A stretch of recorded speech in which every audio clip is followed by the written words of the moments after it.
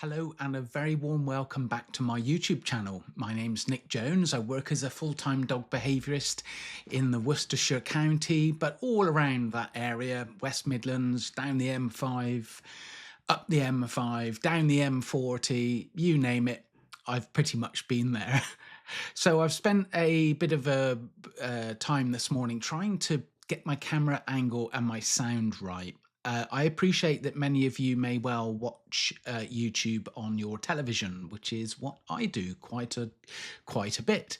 I don't consume any media really apart from YouTube these days. So it seems a natural thing and location for me to come here and share my work with you.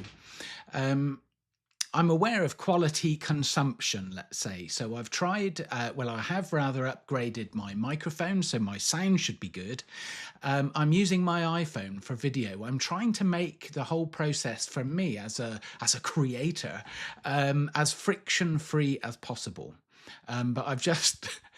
with this microphone, it plugs via USB-C into my phone and it just works automatically as a mic. So that's superb. But when I was playing it back, I couldn't hear anything. And I just literally updated the firmware when I plugged it in this morning. And I thought, oh no, something's crashed along the way. But it was just me, folks. I was failing to take the plug back out of the phone upon playback. So it wasn't giving me any audio. But it was recording, and so I was getting in a bit of a fix, but I've simply realized that I wasn't taking the cable out, and the cable had to be out for it to play back, which kind of makes sense on reflection. So there you go. The idea this morning was to jump on free and easy, no stress, and just talk to you about a recent case, which I will do, and I'd like to do that. I'm learning along the way. I would like to, when you're sitting watching this on, if you are watching it on your TV, I mean, my TV is, not that we're getting into a bragging game, but it's 55 inches. That's what she said.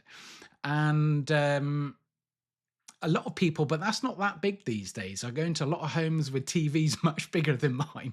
I would have a bigger TV if the space for it was itself bigger. But, you know, where we all consume a lot of our information these days in 4K, and I listen a great deal with my little earpods in. So I myself look for good quality audio. So hopefully we're ticking those boxes for you. I would like to do more of these videos. I want them to be casual, relaxed. I'm not trying to try too hard. I just want to share information. Some people might accuse me of making boring videos.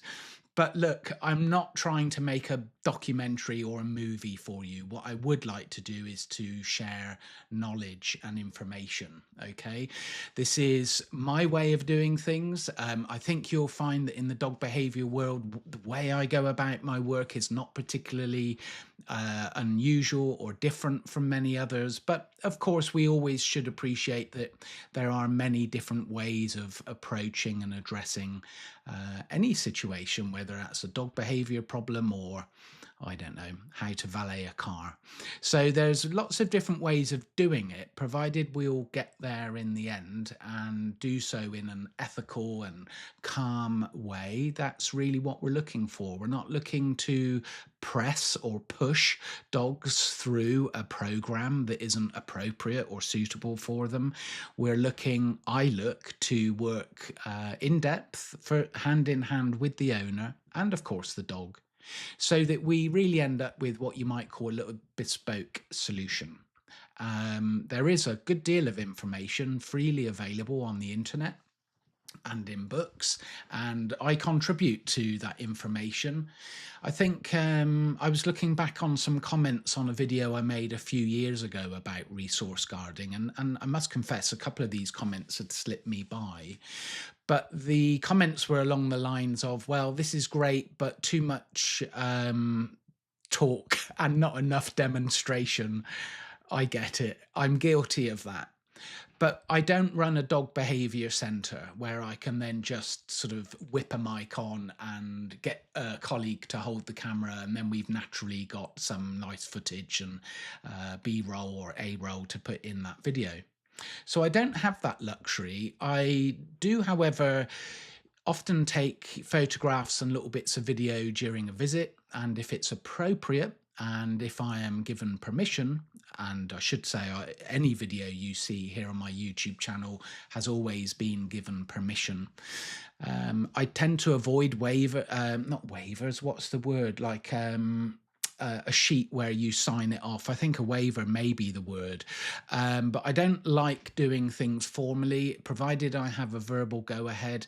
That tends to be good enough. And I've never had anybody complain as a result of me using that footage, but they know what I'm using it for. And most people, when they see a productive uh, a plan that is evolved nicely and that we have a beginning, middle and end, which is something I talked about a little on my last video, that as we come through that process, we come out the other end with what is a calmer dog, calmer owners, and then of course the world is a better place. Okay, so I've already started in waffle mode. We just wanted to talk a little bit about quality of the video, quality of the sound, so it's more easy and enjoyable for you to consume your end. Okay, so hopefully we're getting closer to ticking those boxes.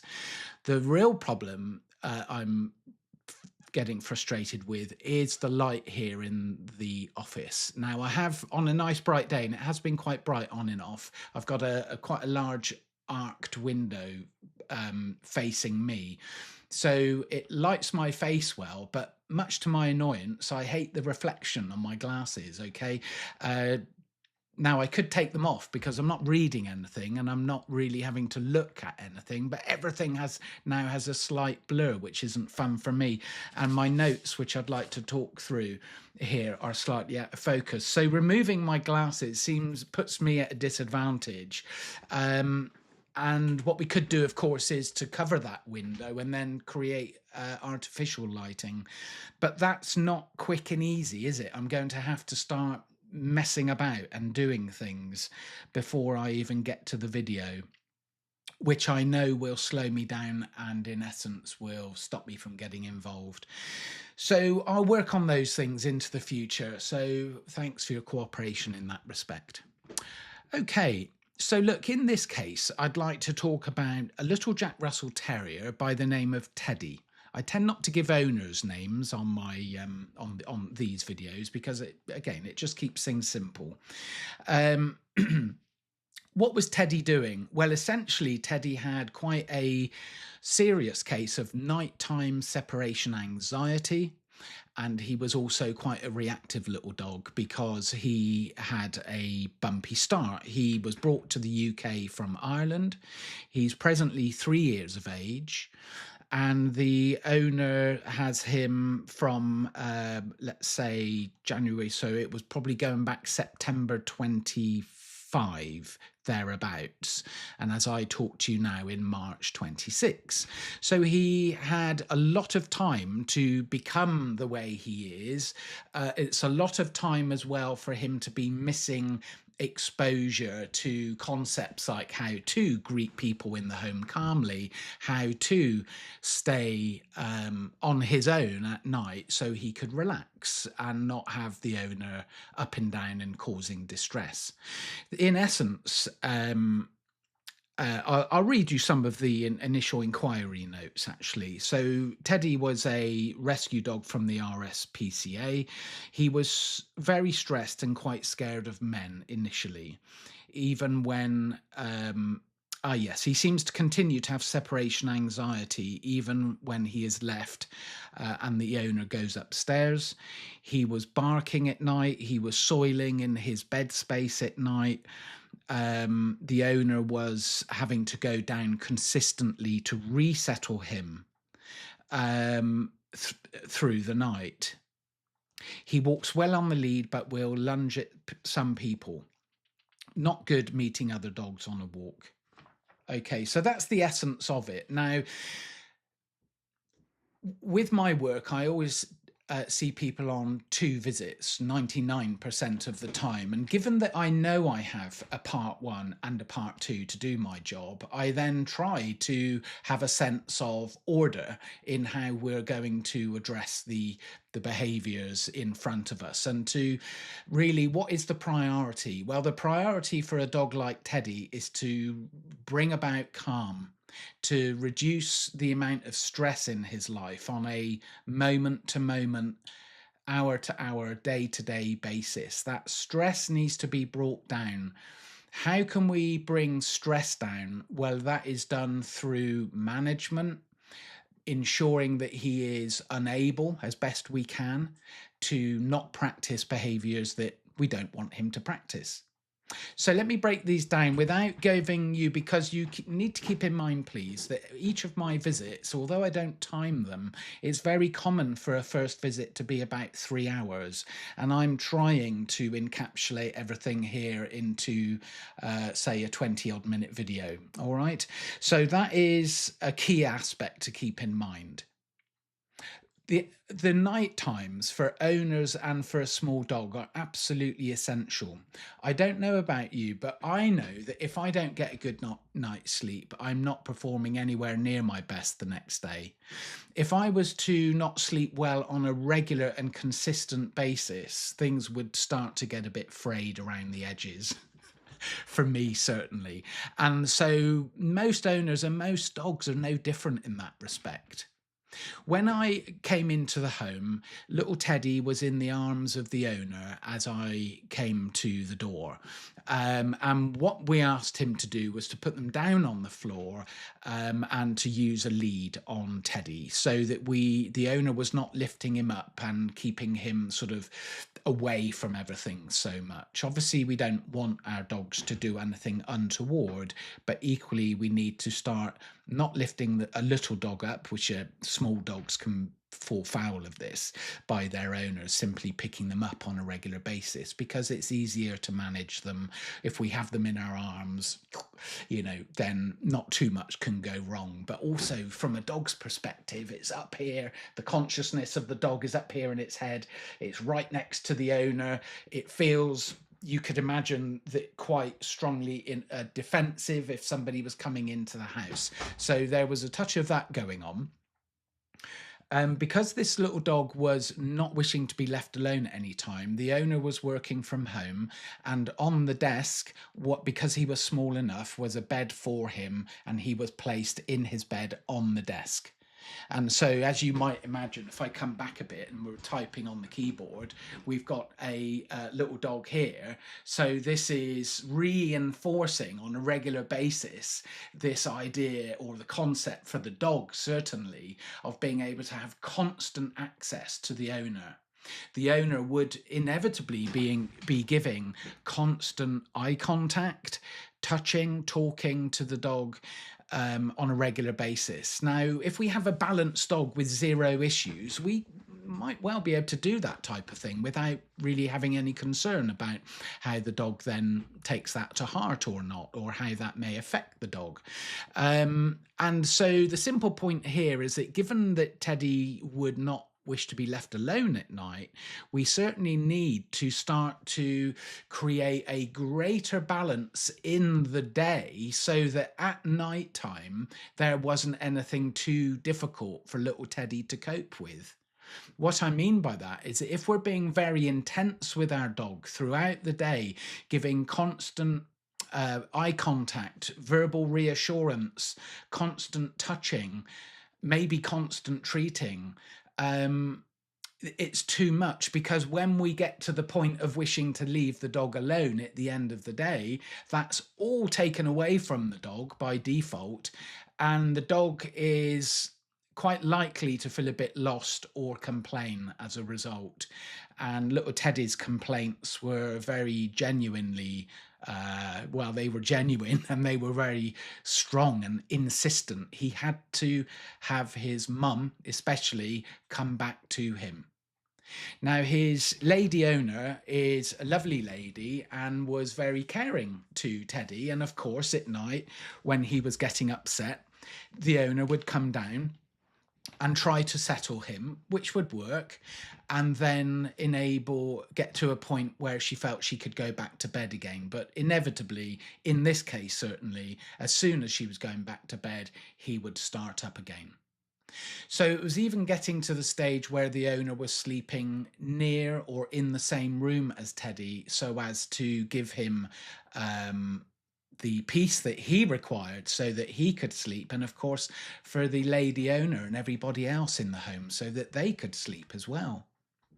So it really becomes a bit of a catch-22 with nighttime separation anxiety. Okay. Interestingly, little Teddy could be left for up to 2 hours home alone in the day. Separation anxiety is a type of behavior that has so many different variables and nuances to it that you just can't treat every case the same. So we could really call this as a separate, like a subheading of separation anxiety, as nighttime separation anxiety. Okay, I could go on to describe lots of others, but let's just keep it simple with little Teddy here. So we need to begin to show Teddy that he can't be and isn't in the pocket, almost literally, of the owner all of the time, and that he needed to learn gradually that he would be put down, left alone, and ignored for sensible periods of time. When I talk about ignoring a dog, which I'll go on to in a bit more detail in a moment, it's never with a view to being harsh or mean to the dog. How much affection and attention an owner gives a dog can vary immensely. I see some owners who are not able to stop looking at and touching their dogs. I get it. I understand it. I'm not judging. And others who are very, very chilled, relaxed, and calm around their dogs. As a generalization, those dogs which are given a great deal of love and attention and interaction tend to be the ones that struggle when being left alone. And that, one could say, is as a result of the owner finding it difficult to leave the dog alone, to put the dog down, to stop stroking the dog. There is a time and a place for these things, and of course with our dogs what we're trying to do is to find a natural balance where the dog can relax when it is left alone. And very often I find that dogs that can't be left alone for sensible periods of time, how long is that? I mean, for some dogs, they don't even wish to be left alone in a room behind a closed door for even 5 seconds. They may never have experienced that. And some dogs may go into a state of panic when put in that situation. Many other dogs, on the other hand, just to give you a variable, could cope initially when put behind that closed door and then maybe go onto their bed, but then just not feel it and decide that they should start barking or, become destructive as a result of their stress and anxiety. So separation anxiety tends to be a case of what one might call over bonding. Okay, and the human interaction for that, or the human responsibility in that dynamic is tremendous. How do we begin to address cases of separation anxiety?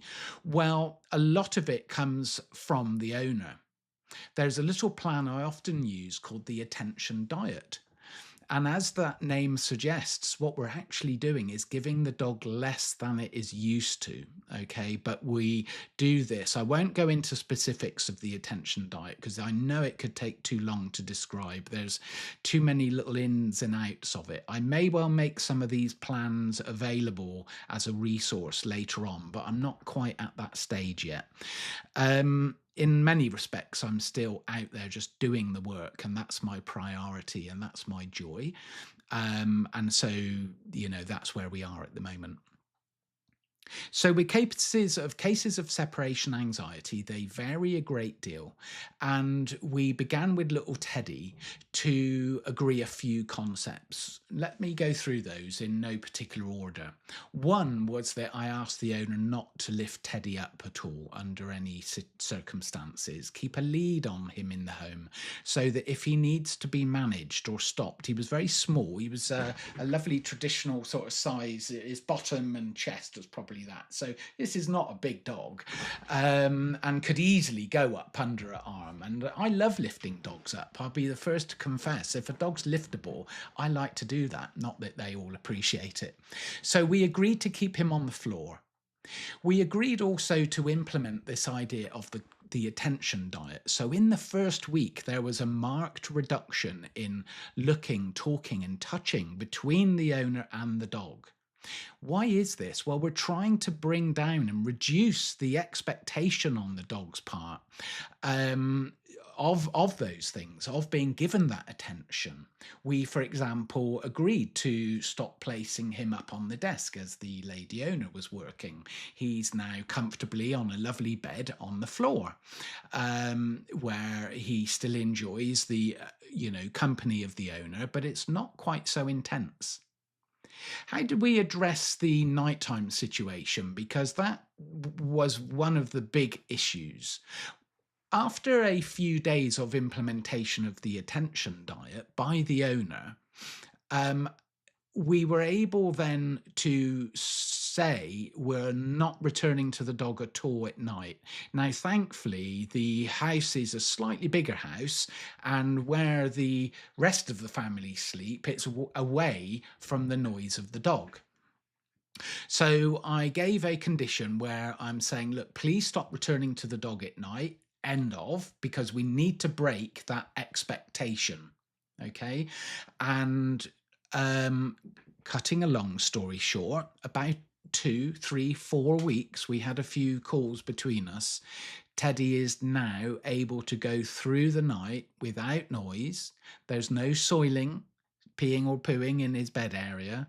He is also able to work on a little device, a little food device upon departure, because that was one of the key moments when the owner would settle the dog down and then turn around to leave the space that he would sleep in. He would race to the door and make a real fuss. And what he was really saying is, please don't leave me alone in this room when you've been with me all day. Okay, so that was then. But now we have a dog which has come to accept that the owner is not coming downstairs, will not be sleeping on the sofa whilst the dog is on his little dog bed. That there is a great deal less fuss and interaction in the home in the day. Just a little point of clarity with the attention diet. When we're out in public walking the dog, it doesn't apply there or then. Okay, we can continue naturally when we're out when we're out in the park with our dog. We should and want to be communicating with the dog fully. So it's a great time and place there for there to be exercise, training potentially, fun, games, you name it. So it's not a program designed to give the dog a hard time, but it is a program designed to unhook the dog from the owner and the owner from the dog. Sometimes it runs both ways, and I'm there to guide both the dog and the owner into a calmer situation. So that was one of the main things we did, and it had a terrific improvement on the dog. There are other behaviors in public where the dog was doing some relatively, because I noted earlier how he's not always good on the lead and could lunge at people sometimes, just looking at the notes there. What we put in place is a very, very simple method of what I've called the 1, 2, 3 method. Step 1 is we see another dog coming towards us on a lead, because this is particularly good on the pavement in public. We bring our dog over to one side so we can begin to use food Now, thankfully, just to say, little Teddy is absolutely nuts for his treats. So this method worked an absolute treat. The more food motivated a dog, I'll be the first to recognize, the better results you can get quite often. It's about finding the motivator for the dog. If it isn't food, quite often it might be a squeaky toy, or just a quiet toy on a rope, or it might be our voice, our hands, normally in that order: food, toys, and then us. But we want to blend away, or fade out rather, food and toys long term. And so the dog ends up just doing it for us as owners, okay? So yeah, the 1, 2, 3 method. Step one, bring your dog over to one side, ask it to sit and to stay, to start feeding it food, rewarding the dog for just staying nice and calm in that situation, and then we can move forward. Step two is the actual passing of the other dog, at which point we'll be feeding all throughout that little phase. That step two might just be 20, 30 seconds at the most, if you think about it. So that's where we're looking to distract and to reward our dog throughout that phase. Assuming all that goes well, it doesn't always, so hence you can see that, this is just the dry bones of the plan.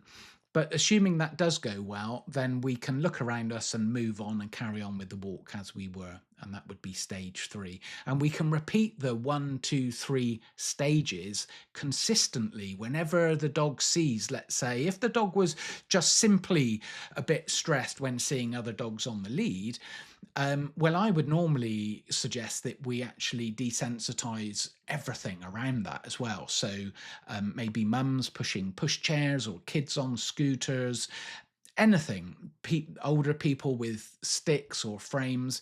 We're just consistently asking the dog to stop. Come over here for a moment, sit down, listen to me, let me feed you. Let's let the distraction go by nice and calmly. And then we begin that way to build a dog which can cope with these distractions, learns that it's not to lunge or do anything untoward when these things are passing. Okay, so you might have lots of questions around that, such as, yes, what do I do when my dog lunges? But that's fine. It's the sort of thing we would get into together in more detail. And also, in any event, the 1, 2, 3 method, once it has been practiced with enough thoroughness and reliability, begins to stick. It begins to become your new way of addressing and coping with these little passes we might experience in public. Okay, once little Teddy is out on open green spaces, we'll put a long line on him and let him run around in that manner. But the essence of what he was doing in public was when he was on a short lead and feeling particularly stressed. And so that 1, 2, 3 method was very helpful for dealing with that. So there you have it. Let's see this little case as primarily a case of nighttime separation anxiety. The basic headline measures that we implemented were an agreement to stop returning to the dog at night.